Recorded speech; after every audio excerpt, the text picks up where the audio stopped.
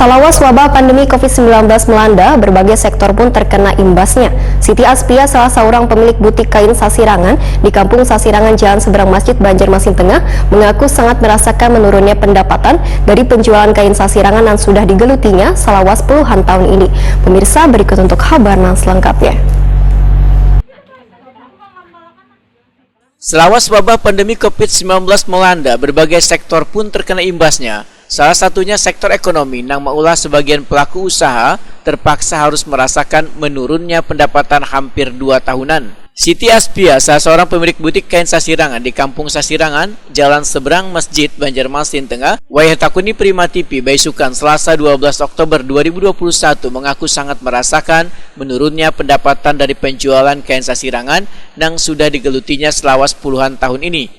Lantaran selawas pandemi COVID-19, minat warga baik Matan Banjarmasin maupun luar daerah yang berkunjung ke butiknya menurun drastis hingga 70%. Bahkan butik Sasirangan di Kampung Sasirangan ini, ujar Siti Aspia, sempat tutup hampir sebulanan penuh. Siti Aspia berharap diberikannya kelonggaran pada sektor ekonomi ini, maka kembali pendapatan bagi wirausaha baru di Banjarmasin akan kembali meningkat.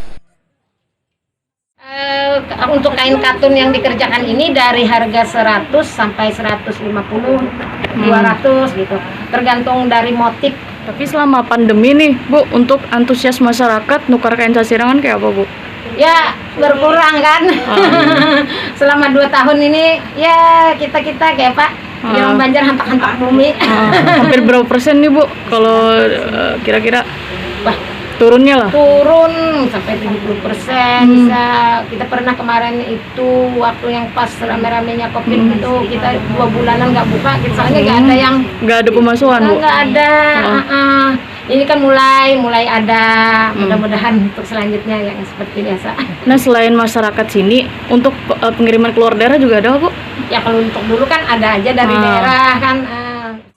Siti Aspia menambahkan, sudah sepekan ini penjualan kain Sasirangan mulai meningkat karena adanya berbagai event pada Banjarmasin Sasirangan Festival beberapa waktu lalu.